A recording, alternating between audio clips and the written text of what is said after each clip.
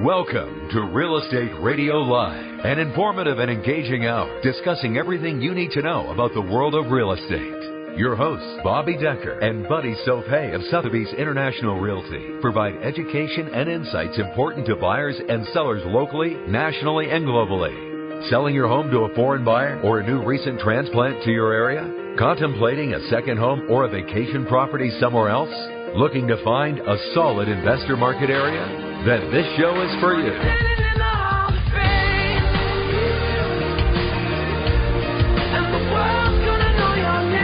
And now, to guide you around the world of real estate, here's your hosts, Bobbi Decker and Buddy Saupé.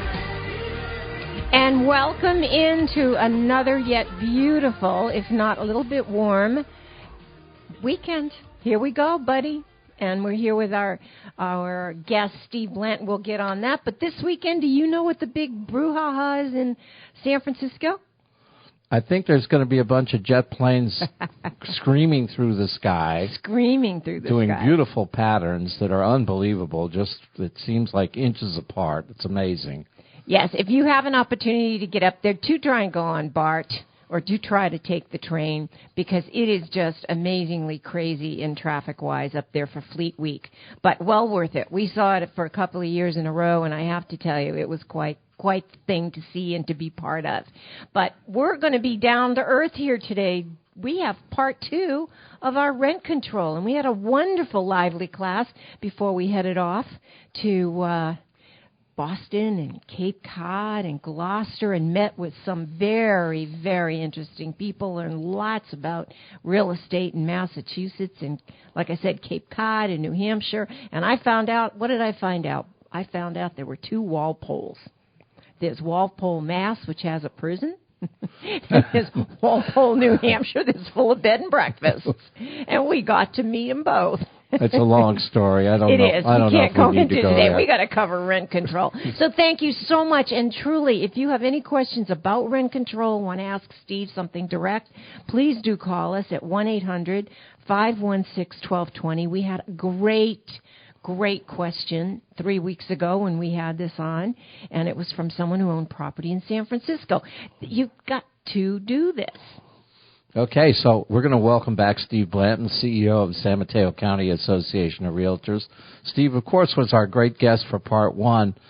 Due to the depth and breadth of the issue, and Bobbi mentioned our wonderful caller that called in and really gave us some firsthand experience with the San Francisco rent control, kind of broken system. We really needed to get to a part 2 so that we could get into some more of the details, because this is a detailed issue, and it is complex, and there's lots of, shall we say, moving parts that people need to understand before they go to the polls and put their mark on a yes or a no here. Right. We're going to wind up kind of on the no side of this for a lot of good reasons, and Steve's going to give us some. But let me, once again, in case you weren't with us last week, or not last week, but our part 1 3 weeks ago. 3 weeks ago, right. Let's let Steve introduce a little bit of his background, because it shows here's a gentleman that's really worked hard to understand all the issues in and around property rights from both the government side and from the nonprofit organizational side on the real estate world. So, Steve, once again, a little bit of your background, if you don't mind. Sure, buddy. And first of all, thank you, Bobbi, and thank you, Buddy, for having me back again. It's really, really a pleasure to be here. I grew up in the town of Los Gatos, California, and I had the opportunity to run for local government for town council. I wound up serving 12 years on the Los Gatos Town Council as a council member, vice mayor, and mayor. I kept trying to get time off for good behavior, but they wouldn't do it. Speaking of Walpole, I guess. Yeah. So. But it really fantastic experience. You get to know your community in such a deep way when you serve in local government. You also get to understand property rights and land use and just a myriad of other issues as well. I wound up a little bit later in life becoming a government affairs director for a real estate association. I've been in association management now for, I guess about 18 years. And for the last 6 years, I've been the chief executive officer for the San Mateo County Association of Realtors. Yeah, that's a long stretch of working to really kind of help your community and help your your fellow citizens in these last 6 years, in particular around property rights. And that's really what we're getting down to is one of the major issues here, is this is a property rights issue. But it's not something that's easily understood. Let's take a quick look at the words rent control and maybe define them a little bit so that people really understand what's involved here with when they say rent control, what does it really mean, and maybe we'll start to get into some of the things of what it really does. Sure. And if I could just maybe take a step back beyond that, Buddy, one of the things about realtor associations, if you look at this, a lot of people may be wondering whether realtors are involved in this, and there's not a direct benefit to realtors in this. It's just that realtors view themselves as a guardian of property rights. That's why we're so concerned with rent control. And rent control, as the name suggests, controls rents. It's government stepping in, deciding that it knows best, better than the market, better than individuals, better than agreements between landlords and tenants, that it knows best how to set rents in a given area. So I think that's great that you really reinforced what associations do from the national, state, and local level. What the real estate associations do is really are very actively concerned with the overall issues of property rights and are probably the biggest single voice in that regard when it comes to communicating with the government. I mentioned I'd been in association management for quite a while. I've been outside the real estate industry for part of that time, and I'll tell you, in my experience, the realtors are the group that cares the most about people other than themselves. Certainly there's some issues that are peculiar to real estate business that we'll get involved in. But for the most part, the realtors view themselves as the advocates for homeowners, that they want to be out there protecting homeowners and others that own property. We really do. And I know that some of the finest people I've met have been people who have been with our associations for years and years. We're talking 20, 25, 30. They've seen it grow. They've been advocates all along. They're the ones that fought to try and get when everything imploded in 2008. Steve, you remember, we were at those meetings at CAR. They were up on the dais going, we've got to get something. The banks cannot treat these people who are losing their homes this way. We have to have advocates. We have to go out and show them how they might be able to keep their properties. We have to do this. We have to do that. There was no doubt in their mind that we had to mobilize. Well, that's right, and I think in a big way it was organized real estate that worked with regulators, that worked with banks, got things in place like mortgage modifications, hopefully to help people stay in their homes. Mm-hmm. So you're absolutely right about that, Bobbi. Right, and it's still ugly. But can you imagine what it would have been like if we hadn't mobilized and you were there in Washington, D.C. when they had a big rally right there with the Washington Monument, which I understand the elevator's not working again. That's our government at work, mm-hmm. Steve. Those dollars. But anyway, wasn't that just amazing, that sea of red, white, and blue? That's right. And I believe that year we were rallying to protect the home mortgage interest deduction. Correct. And that's something that really makes a huge difference in the lives of millions of Americans that are homeowners and many of which would not have the opportunity to be homeowners, to enjoy that part of the American dream without the home mortgage interest deduction. Well, I think we need to just get back to why this rent control is not a good idea, because just as an overview, not well thought out. Well, that's right, and it starts off as a flawed idea, and no matter what you do, when you start off with a flawed premise, you're really not going to get to something that is good for people. There are so many aspects of these particular ordinances. We're talking in particular about ordinances that are impacting portions of the San Francisco Bay Area. The city of San Mateo has a measure on the ballot called Measure Q. The city of Burlingame has a measure on the ballot called Measure R. Both are very similar, and both provide for things like what is termed just cause eviction. You cannot remove someone that is in rental property simply because they're a bad tenant. You have to go through a government process to do that. Both of these measures establish rent control boards that, by the language of the measures that are on the ballot, have an unlimited power to go into the city treasury, take as much money as they feel they need to enforce a fourth branch of government in the local cities, and do what they have to do to keep the rents at a level that they believe are appropriate, and to keep people from being evicted, whether or not maybe they've committed a crime, they are suspected of drug dealing, whatever it may be. You still have to go through them in order to solve that problem. That more paperwork. And that's what the government loves to do. More paperwork, more people on, well, let's not go too far with this right away. Right. But I don't want to get too far into this without saying you've just had some wonderful support locally for those two. Yes, you did see. Buddy and I saw that today. Those two measures, the Daily Journal says no on Q&R as well. So we were very pleased to see that as well. It's the San Mateo Daily Journal you're referring to. It's a well-respected publication in this area, and we hope everybody in San Mateo and Burlingame reads that. And, won't we put that up on the blog?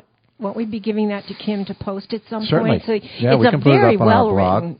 Written. What I don't like is when people get into shouting matches. When we have these big meetings at the City Hall auditorium, whatever it's called, and people start getting into shouting matches. This is this is how you can look at it. This is the counterpoint, counterpoint, but done very succinctly. Well, and I think the articles point out that there is a problem. I mean, nobody's denying the fact that there's a problem in the Bay Area in terms of there's not enough housing to go around. Exactly. And that's what's driving prices up for homes, for purchase. It's what's driving prices up for rents for people that are not purchasing. Right, and it's a variety of reasons. Yes, Buddy, one of them was the lack of supply. 2008, money dried up, period. For building anything. Absolutely. Yep. So now we're way behind the banks the curve. wouldn't lend to building anything new. They were so busy trying to take people through foreclosure that building something new was totally off the table. And so with that lack of supply... Well, and also, too, Buddy, point out the mortgage rules had been so loose earlier that anybody could get a mortgage. And yes. The pendulum just swung way too far, and then it became too difficult for anybody. So the money that Bobbi's alluding to build new units, whether they're ownership or rental, it just wasn't there anymore.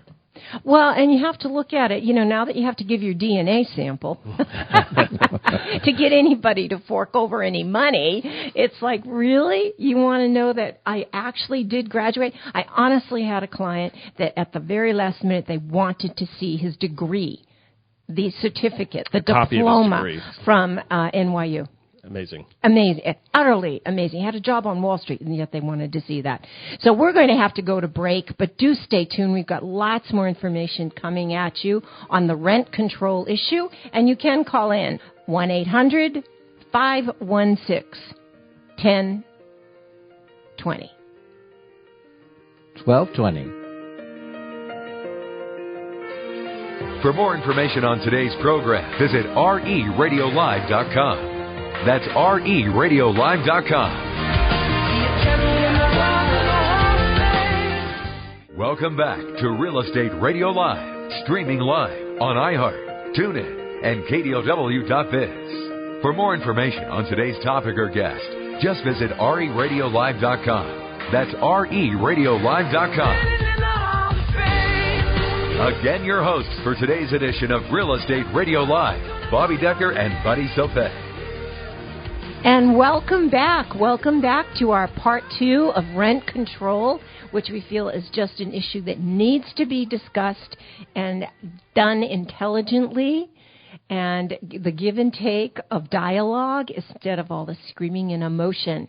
Yes. So, Buddy, go for it. So part of the reason that we are spending some serious time with this, although we're looking at 2 measures in 2 particular areas, we have an audience that goes around the Bay for this radio station, then it also goes around the world because of the iHeart broadcast capability over the web, and then people tune in to the webcast after the fact. So the most important scenario here is anytime you get rent control started or things that are negative against property rights started, they have a slippery slope and they tend to manifest themselves in other places. So the idea of understanding this issue, although it may not be on top of you today as a listener to our program, it may be on top of you tomorrow. So understanding the elements of this are really important. And so maybe is that kind of that starting point, Steve, that we were pushing around a little bit earlier, rent control seems to have a kind of a positive scenario about it.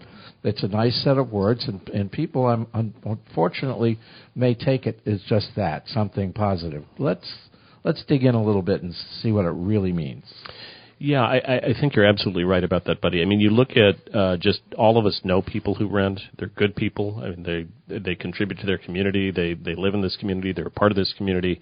And we all know, I think, also how difficult it is either to afford a home or to afford rent. And so when you hear words like rent control and you think about these good people that you know, the quick, natural in some ways, but emotional response is, I want to help these people, and if rent control is going to help them, let's do that. I think it's only when you look a little bit deeper do you realize that really wherever rent control has been tried, it's been a terrible failure. You look at in our area, San Francisco has had rent control. They enacted it on an emergency temporary basis 40 years ago. So that shows you that temporary emergency 40 years old. Right.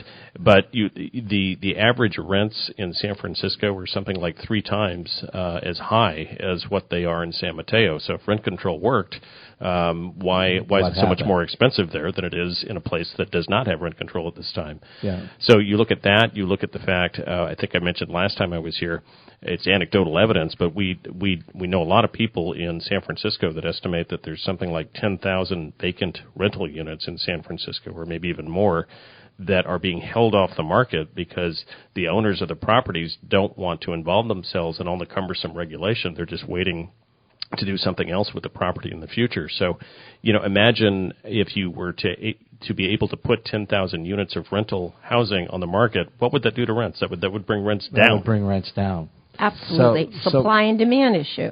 Yeah, we've used the words last time, the unintended consequences that can come out of something that's well-meaning. We understand that people need to really take a hard look at all the dollars that are going out the door on rental, but it's a matter of supply and demand, and there are other solutions that we can look at. Let's maybe spend a couple words on some of the other solutions that have been around for some time in many cases and not maybe taken full advantage of. Sure. Well, in this area, we've talked about transit-oriented housing, and everybody knows that it's sort of a challenge to get around in the Bay Area on the freeways. But Amen. You think? For all of you sitting in traffic right now listening to the three of us, but there are some options, particularly on the peninsula, around train stations in that corridor, a BART corridor, other public transit corridors that would allow for us to have some more housing options, rental housing options in particular, but also ownership housing options, where people could use the existing transportation network without adding to the freeway transportation issues. So I think that's certainly one. Mm-hmm. Yeah, and a lot of our nonprofits are looking at that. And you look at also, too, the issue of secondary units, sometimes called granny units. Exactly. People will call that because they would have in-laws stay in those. But if you look at somebody now that maybe is approaching retirement, maybe needs some additional income, having a secondary unit on their property, well-built, tastefully built, that provides them some income, but also is out there at a moderate price for somebody, that's something that benefits both sides. Well, you have the first time ever a sandwich generation. You've got the kids boomeranging back because they can't afford it, and they've got university debt.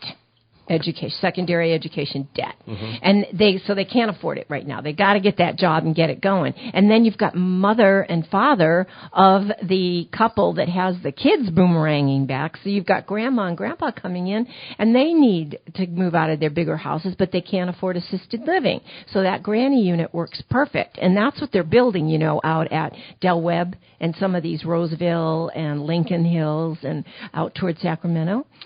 They're doing that, and I will jump into that in the next segment because we've got a break for more commercials.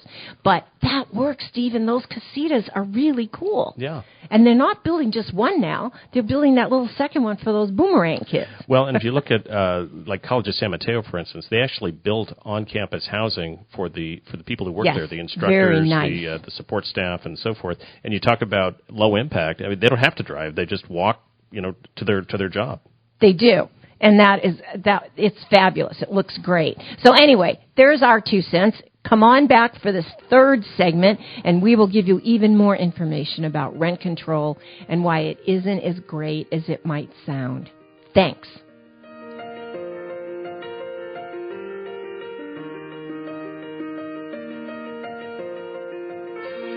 For more information on today's program, visit RERadiolive.com. That's RERadiolive.com.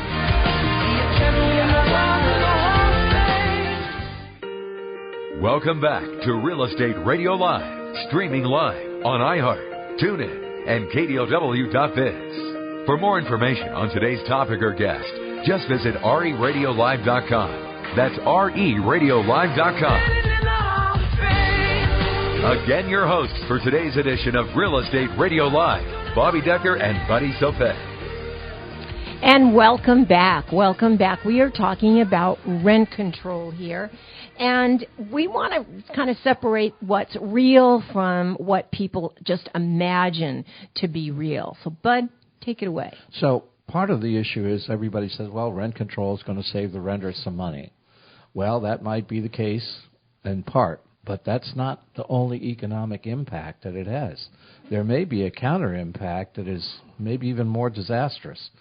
Steve, can you give us some of those things that could actually happen based on the way these measures were written for Burlingame and San Mateo? Sure, Buddy. And the first part of that, in California, we have something called the Costa-Hawkins Act. So rent control could possibly, in the short term, save people money if you live in an apartment building that's built before 1995.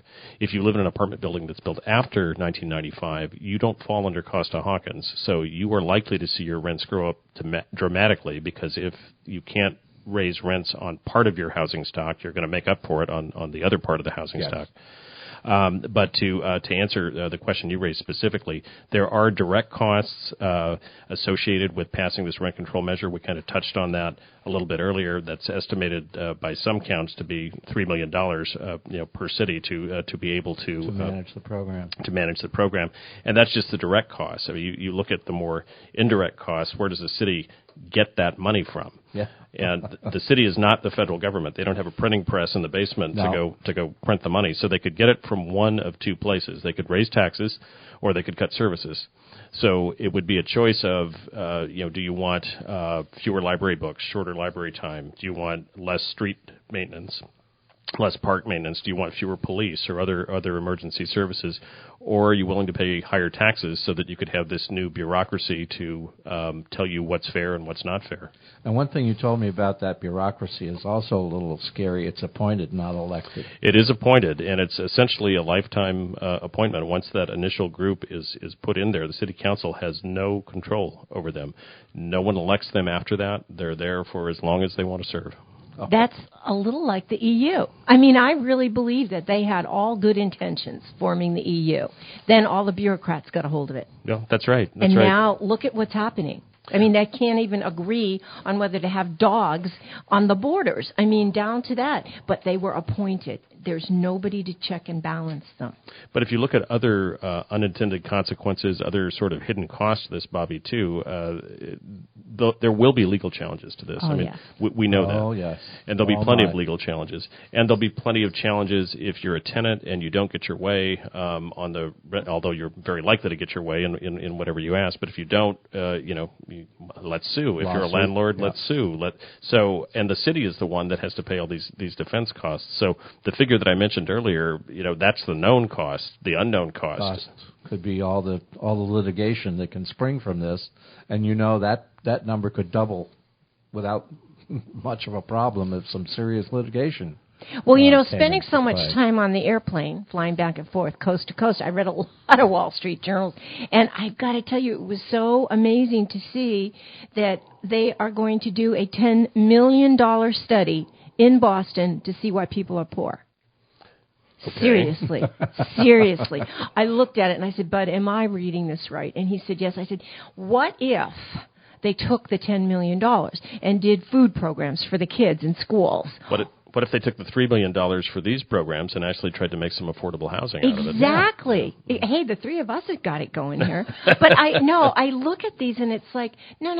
You don't need to study something $1 million. People who are poor have specific wants and needs. And you can address that with $10 million. Not all of it, Steve. And don't tell me, oh, well, it'll take $100 million or $200 million. $10 million goes a long way when you're not used to yachts and jets and, you know. What's creating opportunity, and Absolutely. In our environment, in our world, it's creating options for people that maybe don't have as many options as they would like for housing. So I think that's the way to address the issue. Cool. Very cool. Well, again, this is an extremely important topic. You need to understand it clearly so you don't make the wrong choice. So if you do have the chance to, give us a call, 1-800-516-1220, or you can actually text me if you're are shy, 650-346-5352, and we'll get your answers. For more information on today's program, visit RERadiolive.com. That's RERadiolive.com. Welcome back to Real Estate Radio Live, streaming live on iHeart, TuneIn, and KDOW.biz. For more information on today's topic or guest, just visit RERadiolive.com. That's RERadiolive.com. Again, your hosts for today's edition of Real Estate Radio Live, Bobbi Decker and Buddy Saupé.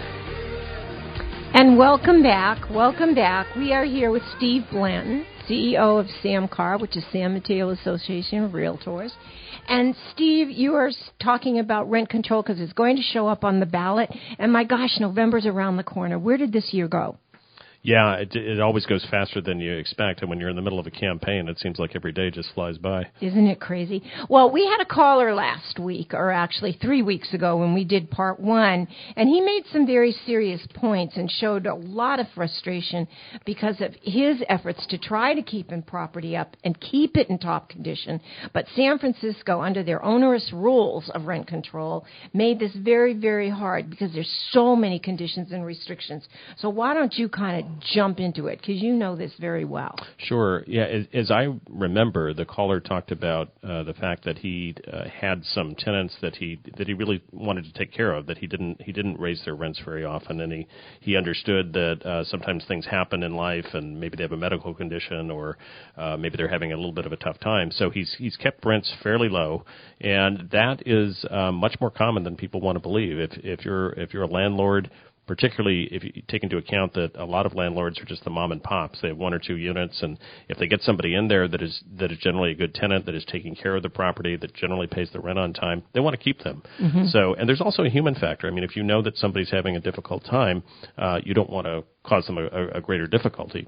Yeah, I think your comment about the mom and pop owners, and we've helped a number of investors when they were deciding to 1031 their current property out for something else. And with the last one, Bobbi, you sold, he was very kind to his tenant because she was always on time and exactly a good payer. She really was, and he enjoyed that he was doing something nice for someone. Mm-hmm. We forget that because we only see in the PR department of the world all the nasty guys. Yeah, all the headlines that are not favorable. Exactly. Yeah. Exactly. But we sold 3 or 4 properties where they were renters in them, and they were just cashing out. And investors were very nice to their tenants. Mm-hmm. Very nice to their tenants.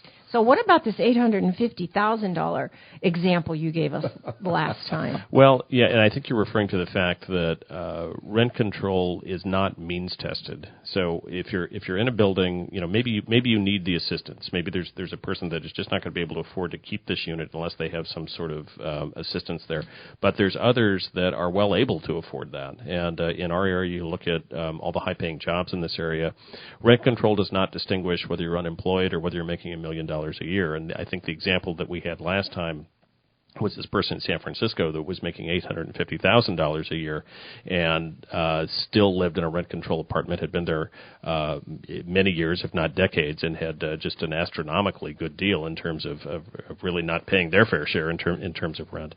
And that, again, is very common. It incentivizes people to stay in these low rent apartments, so you don't see the turnover. If somebody new is coming into the area, they're likely to face an even more difficult time finding a rental unit than they do today. Yeah, because that rent control is not on the new units; it's just the existing units and the people in those units. Right, and when a person does leave, that allows the landlord to raise the rent, generally speaking, based on the ordinance, to raise the rent to market rates. So now all of a sudden you're trying to make up for some of that lost revenue, and the rents, as we've seen in San Francisco, 3 times what they are in San Mateo County, you're going to raise the rent as far as you can to try to make up for all those years of lost rent that you didn't have. Yeah, so all these unintended consequences are really adding up in our conversation here. And one I wanted to get to is it doesn't necessarily improve neighborhoods where there's a lot of rental housing. Can actually start to go the wrong way based on your conversation about the fact that, okay, I'm not going to maintain that property. Well, or I can't afford to maintain that property. Yeah, that's right. You can't because you're not getting the revenue that you need. If you could only raise by, let's say 2, 3, maybe even 4 or 5% a year, and sometimes even city fees will eat into that, so that you're already running a negative. Most rent control ordinances allow for this rent control board to charge a per unit fee, which cannot be passed on to the tenant. So you're already, as a landlord, running at a deficit when you start the year. So if you take inflation, now fortunately we haven't felt much of that in recent years, but there's been periods where it was unfortunately very prevalent. Inflation in the fees that you have to pay to stay in this program that's broken anyway make your property begin to deteriorate much more rapidly. And the other thing we touched on a little bit earlier too, just cause eviction, which does apply to single-family homes. So you were asking about why neighborhoods deteriorate. If you cannot get a bad actor out of a property, if you have to go through essentially a legal process, and essentially somebody has to be convicted of a serious crime to get them out of the property. And define serious crime. Because, we throw these terms out like just cause eviction and all of, what is just cause eviction? I mean, people listening to us might say, well, what is that? And it's as simple as explaining that. Well, it's another one of those terms that sound really good, that sounds really fair, that you've got to have a just cause for getting rid of somebody.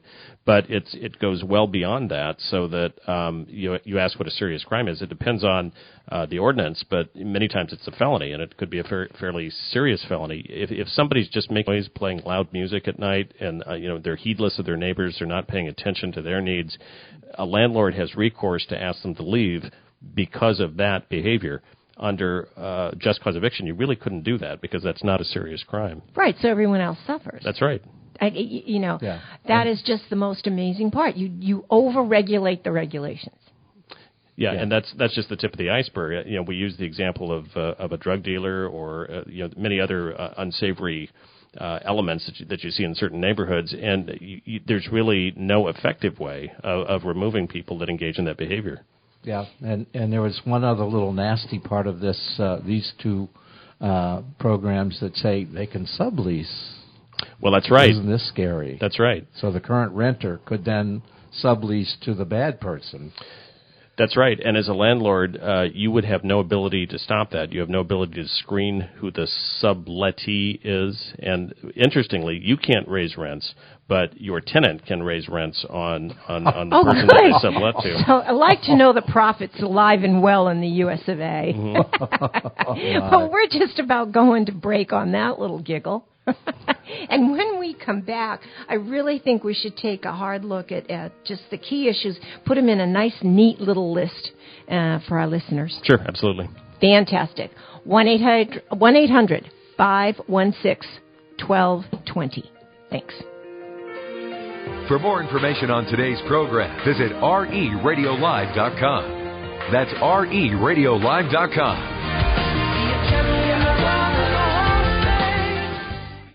Today, Sotheby's International Realty operates in the San Francisco Peninsula and Silicon Valley. They offer exclusive Sotheby's International Realty marketing, advertising, and global referral services designed to attract well-qualified buyers to the company's property listings. They also add new technologies to the 200-year-old tradition of exceptional service, such as their Lifestyles website, Visit them at svlifestyles.com for those that are interested in some of the finer things in life.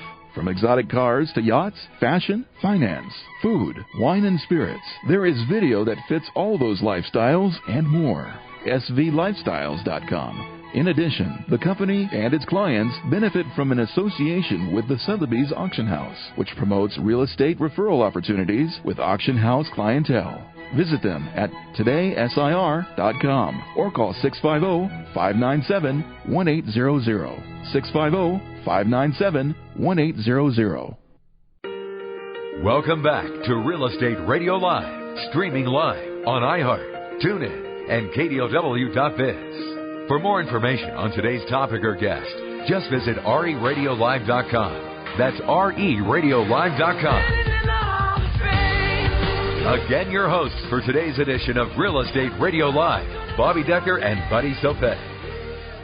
And welcome back to our final segment. It's Bobbi, Buddy, and Steve Blanton from the SAMCAR, which is San Mateo Association of Realtors of San Mateo County. So I'm going to bounce it to you, Bud. So what should people do? This is a complex issue, but people need to be in action around it, don't they? They do, and somebody in politics that I once knew told me, if you're not sure about something, vote no, because once you have it in place, getting it out if there's a problem with it is really very difficult. Very sage advice. Yeah. So we have Measure Q coming up in San Mateo. We have Measure R coming up in Burlingame, and you should vote no. I mean, if you're concerned about some of the issues that we've raised this time, you should definitely be voting no. In our area, the absentee ballots are coming out on Monday, so watch for those in your mailbox. We know more and more people are voting absentee, so feel free to vote no there. If you'd like to do it the old-fashioned way and walk in the ballot box on Election Day, that's certainly another option. But the answer is no. Yeah. Right. More regulation will never, ever solve the problem because there are just too many empty holes. But those nonprofits you talked about early on that we were talking about, Steve, and how they could combine with government and get us the results we live. Well, that's right. I mean, there's nonprofits that I think many of us have heard of, like Habitat for Humanity, that does such good work in providing housing for folks. There's in our area HIP Housing, and I know you've been active in that Bobby. And there's a Rebuilding Together Peninsula that rehabs existing housing and makes it much more habitable for people. So there's certainly lots of good options out there if you want to get involved in a really a grassroots way and get things done.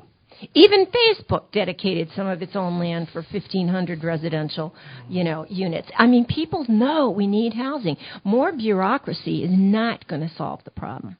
That I know as I know my name. Well, and that's it. That is a great solution. Kind of, we touched on College of San Mateo doing something similar, and a lot of local governments in the area own a fair amount of real estate, and they're not really doing anything with it. So even if for nothing else, for housing their employees, and Facebook, I think, is a really good example. There's lots of high-tech companies in this area that could certainly follow that lead. Exactly. And, Buddy, you have your San Francisco example. Totally.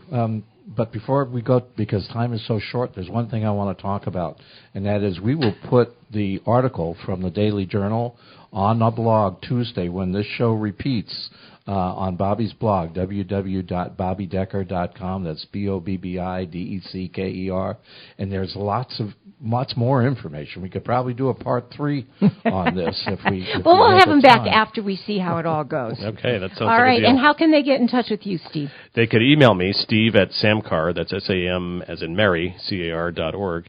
And for those of you that are in San Mateo or Burlingame, if you'd like to be involved, we'd love to have you. We could have a yard sign. You could walk precincts, make phone calls. There's many ways. So feel free to email me at steve@samcar.org. Fantastic. And thank you for coming second time. Thank you. It's been fun. It's been a great topic, subject, and we've got to get energized behind it. No more bureaucracy. That's the placard we can have. There is a problem, but there's better ways to fix it. Exactly. And thank you to all of you who listen in to us on a weekly basis. We hope we are bringing you information that is informative and educational. And again, thank you on behalf of Joe Kuchera, Buddy Saupé, Bobbi Decker, and today, Steve Blanton. Next Friday.